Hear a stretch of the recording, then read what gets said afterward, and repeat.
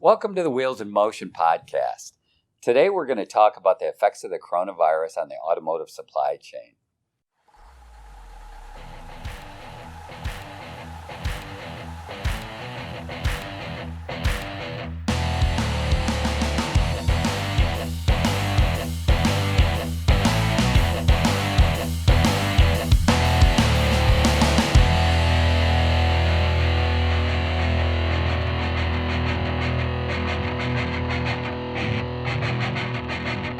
I'm Richard DeBoer, Executive Vice President of Sales and Marketing at Carter Logistics.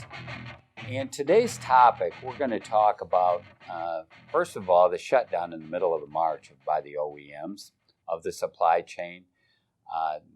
The key part of this is going to be the reopening. The OEMs are used to closing down for a week, 2 weeks around Christmas, but a 2-month closure is normally unprecedented. So we're going to talk a little bit about the May opening and specifically about its effect on the Tier 1 and the Tier 2 network. Today, as our expert, we've got Ted Bowley, who has spent over 18 years in the supply chain industry, heading up operations and also in a sales capacity. I kind of like to refer to Ted as the Bradley Jackson of Carter, where if any of you have seen the show, The Morning Show, Bradley Jackson is Jennifer Aniston's sidekick. You don't know exactly what Bradley Jackson will say. She'll always go off script. So today should be very interesting with Ted. And as those listeners out there that know Ted, you know that he can be very entertaining. With that intro, let's get into why the listeners are here. Ted, you were in the industry in 2009 with a downturn. We know it's the same as to the uncertainty of the economy, but talk to us a little bit about the workforce. Well, Dick, thanks for that intro. That was a really good intro. I'll keep that with me for a long time. No, it's not the same. Some of the problems that are different in this state is the children have been taken out of school and they're doing school from home. The daycare issues, there's been daycares that have been shut down and they're over capacity. So it leaves the parents, parents that are actually both working in today's workforce, one of them has to stay home and stay with the kids. And if their work will allow them to stay home and work from home and telecommute in that process. Also, there's been a lot of e-learning been going on. E-learning with the kids from preschool all the way up to college. And that's been causing some problems with internet bandwidth, which, at my house, I've got, 2 kids on iPads and myself on work and my wife on work. And sometimes there's a little bit of congestion. There's this bandwidth that gets really slow. The next thing is we all did an Easter this year, probably via Zoom, which is totally unprecedented. In fact, the Easter egg hunt was impossible. I never found all my eggs. So, hopefully we'll find them in the next Zoom meeting we have. Hopefully not for Memorial Day or 4th of July. The next thing is there's been a 6-foot distancing put into effect, which was, again, unprecedented. And it's changing the way we're living our lives, changing the way we eat at home, changing the way we interact with people. There's people that are having, parties on the streets where everybody's sitting at the end of their driveways. Things that just, are totally different than what they used to be. And again, the working at home, in the home office. We don't have that interaction with the normal people that we do day to day in our operations. So it's kind of had to change some processes and ways we interact with our coworkers inside of the work environment. Thanks, Ted. It's good to hear. On the regulatory side, obviously we hear President Trump and Cuomo talk day in and day out, bantering back and forth as far as who has responsibility for the kickstarting of this economy. As it turns out, it looks like the governors, and with the governors having the ability to kickstart the economy, each state is prepared in different fashions for this restart. Some states will be slower than others, and other states are ready right now. But with this, the Tier 2 supply chain and the Tier 1 plants all come from these different states. So it'll be very difficult when the OEMs kick off to make sure that their supply chain is ready and is functioning properly to make sure that those plants don't shut down. So this is going to be a monumental effort by everybody involved in the supply chain to make sure that we kick off the plants at the same time. The second issue is the legal issue. Another great time to be a lawyer within the U.S. I mean, everything that comes up, it seems like it pads the lawyer's pocketbook. This is another one. The coronavirus at work, there's going to be a major topic. You know, you've got the social distancing. Did the company practice social distancing? Did they not? You got the PPE. Did they provide the right supplies? Did companies provide the right supplies to their employees? Did they not? Then you've got the essential work category where a lot of people will be staying at home for what Ted was saying is they may have children at home that need care. Daycare organizations may be closed. And because of that, the whole environment may change. Is that you may have people staying at home and there's going to be this dispute as to essential work at the company of employment or if they can work at home.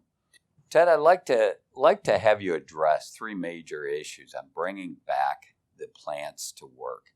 One is bringing the workforce back. The second item I'd like you to address is the PPE distancing. And the third item is launching the supply chain. So first of all, bringing the workforce back, what type of hurdles and what type of obstacles do you see in bringing the workforce back? Thanks, Dick. Most employees have been laid off at the Tier 1 and Tier 2 levels are actually getting benefits from their companies. So there's somewhat of an incentive for them to come back to work. So we don't really think that's going to be a big issue, especially in the Tier 1. But on the Tier 2 markets where the pay isn't as high, there might be some less incentive for them to come back due to some extra bonuses they were getting on unemployment. As for the belief is that the people want to work and they rather be working than staying at home and getting the benefits and getting back to the interaction with their normal work life and their other employees that they have. Thus, all the demonstrations that we're seeing out there. Correct. That the people want to get back to work. It's in their blood. Hopefully, we'll see that. Let's discuss production facilities and gearing up for the restart at the production facilities of the Tier 1s. So the foremost important thing is protection, making sure that their workstations have that 6-foot distancing away from each other, that they have their proper PPE equipment, which the PPE equipment before the coronavirus is one thing. Now we're under a whole different thing. We're talking about face shields, we're talking about gloves, we're talking about garments to wear over our clothes, and so on and so forth. There's not a lot of stay-at-home jobs in the factories, so a lot of those people that are working in the factories are actually putting things together, whereas it's impossible for them to work from home, such as that administration job. Safety departments have changed quite a bit. In fact, there's probably what's keeping them up at night.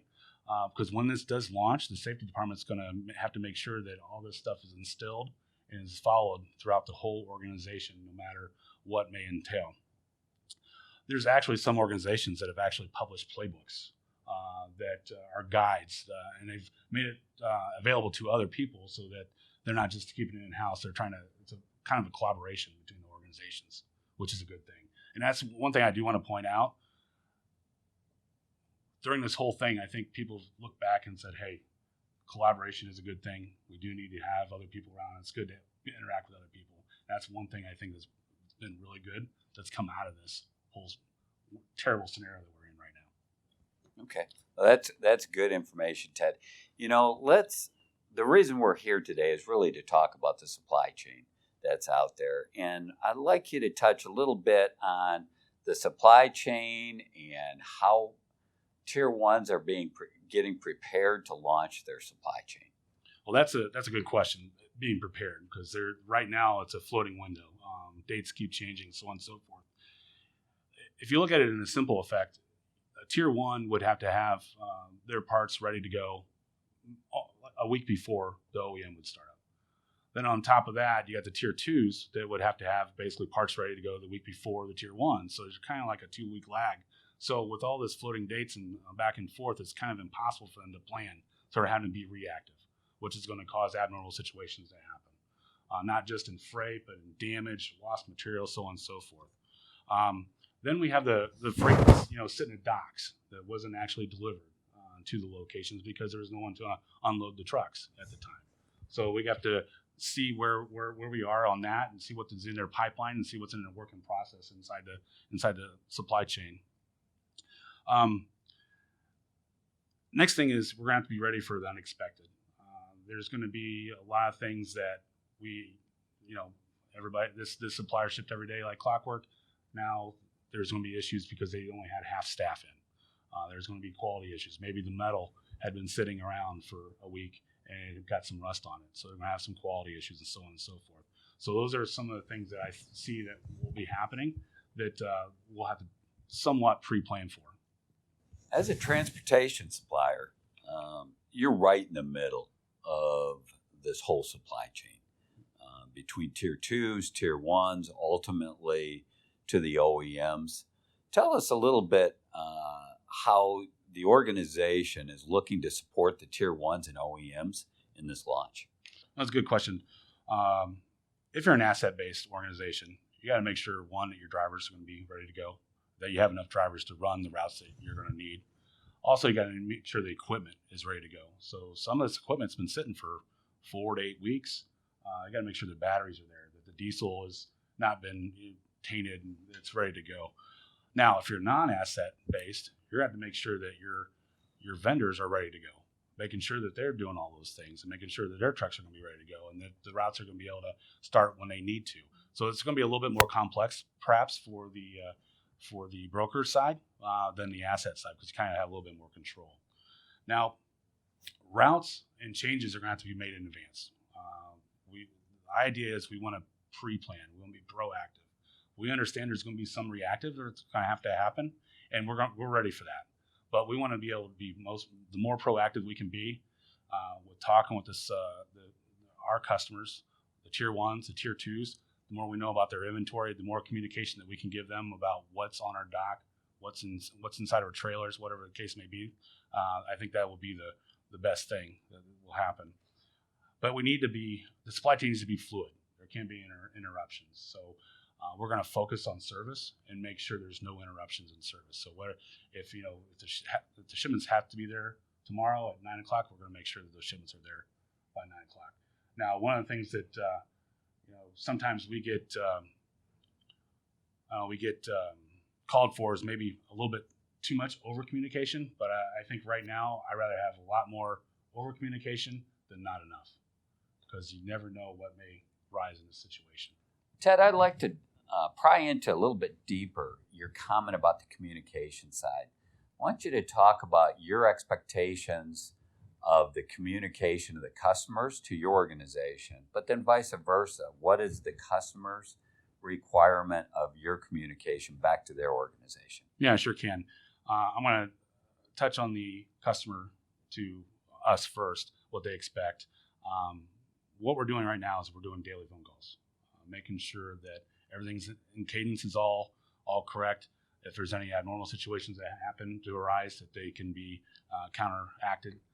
Making sure that the timing of the startup, everybody's aware of any changes that may happen or any things that may need to happen ahead of time. Some of our tier 1 suppliers are actually doing aftermarket production. So there might be some pickups and things that need to happen. So we're making sure we're getting those things taken care of. On the other side, what we owe the customer is the communication of what we know of the inventory that we have on our cross docks, the inventory that we have sitting in our trailers, maybe the inventory sitting at the borders, so that when they have all the ammunition they have. So when they have the startup, it'll be as fluid as possible and no interruptions. We want to make this as easy as possible. We don't want to make it very difficult. So it's not just a one person kind of thing. We collaborate with all the different departments in our organization on these phone calls with our customers and make sure that there are no issues. So that, if there's, a dock person might have a different issue than a dispatcher may have. A driver representative might have a different issue than a dispatcher may have, so on and so forth. And then the reaction when there is abnormals. We know abnormals are going to happen, but it's how you react on it. And that's how you're measured. It's how you react to abnormals. And, even though we can't plan for everything, as long as, we want to make sure that service is going to happen and that we're going to be everything we can to our customer to make sure that we can have a very successful launch on this startup. Sounds like you're ready. Well, yeah, just someone gives a call. I would like to say that we would be ready in 24 hours, but obviously we need a little bit more to have over 300 drivers put on the road. So yeah, well, let's talk about the expectations of the customers. What are the expectations of the tier ones of your organization? I think the expectations, what they should be, is they have the OEMs that they have to keep happy. So right now, I think service is number one. We got to make sure that the parts that are ordered, if they're what is picked up is correct and it gets to the end user on time, so that they can not worry about that, and all I have to do is worry about the production and get it to their customer. The communication of if there's something were to happen, if there's someone overships and there happens to be an overflow, letting the customer know that there is an overflow, letting them choose what parts need to move and what parts can be delayed, or if there just needs to be, go ahead and send all the parts that you have. And then later on, once we get past the startup into 2 or 3 months down the road, I think there needs to be a reevaluation of the network and how it's transpired before coronavirus, during coronavirus, and then after, and try to figure out how it needs to look today rather than what it looked like yesterday. Talk a little bit about the elephant in the room. The elephant in the room is I'm 3 months into it. I've taken a lot of financial hits, and there is a lot of pressure on my organization to drive costs out of the system. What will your organization do to assist tier ones to drive costs out of the organization to try to recoup some of these financial losses that have occurred in the first quarter or the second quarter of this year? Very, very good question. Very, very good question. There's a couple things. One is still communication. We need to keep up the communication because we don't know what we don't know. So we need to make sure we have that in our back pockets. The next thing is to have a logistics analyst team that can do dynamic route planning, get this information, sort it all out, and lay out a plan for action, making sure that suppliers are aware, making sure customers are aware, and making sure our drivers are aware of any changes, and to lay that out. So we're always going to have a benchmark probably before the COVID, then we're going to have a benchmark after the COVID, and then we're going to have post-COVID what's going to look like. I mean, is that going to be 40%? Is it going to be 50%? Is it going to be 60%? Are we ever going to get to 100% production like it was before? But with that logistics analyst team, it's a very good tool to have so that you can adapt with those production changes as it evolves and ebbs and flows. Okay. That's one important thing that your transportation provider, or maybe you have in-house, is have that logistics team so they can look at this, because you don't want this. A truckload running right now with 10,000 pounds on it that's only 25% utilized gets very costly in a week, where it could only been one truckload. So it's a very important things to look at. Okay. Well, you've spent a lot of time, I know, on communicating with your customers, making sure that they're ready and you're ready for this launch. If I were to take away one of the most important items from your discussions, what would that be? Most important thing, and I guess we're overkilling this, is the communication piece. I think when this first happened, we're in constant communication with the plants. We didn't know what was going to happen. We didn't know we'd be sitting here, 6 weeks later, still not running trucks to production facilities. So it's that communication and making sure that we're all in this together, and we're here to help. We're here to be the right-hand person to those tier 1 organizations and tier 2 organizations. That's good. Well, what I have heard today, and I'm going to start with your last point to sum up this discussion. One is you cannot be over-prepared. And it sounds as if your organization is prepared to work in tandem with the tier ones to launch, and that is very important. Second item is HR managers and production people will be very busy in keeping the staff safe, and it's going to be imperative that they do this as we launch and as we try to extract the coronavirus from our workplace. Third item is communication. The communication has to be two ways. What you're saying is the communication is going both ways. Your organization needs the information from the tier ones and vice versa. They need to know the information back from you. The fourth item is you need to be fleet of foot. You need to be reactive. You talked about how reactive the organization would be and how important being reactive to the problems of the specific minute, the specific 15 minutes. And the last item is really talking that you've talked about service is going to be very important coming out of the box.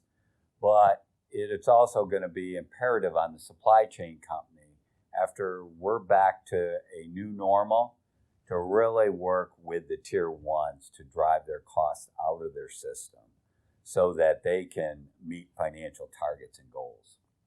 So those are the 5 takeaways I took from today's podcast. I want to thank you. If people need to get in touch with you, Ted, can you give them your email address and how to get a hold of you? Yep. My email address is ted.bowley, Bowley, at carter-logistics.com. And I can be reached by phone at 765-620-9592.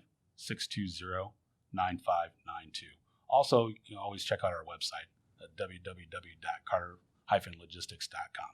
Thanks for listening to the Wheels in Motion podcast. If you have an idea for an upcoming podcast, please email us at marketing@carter-express.com. Until next time.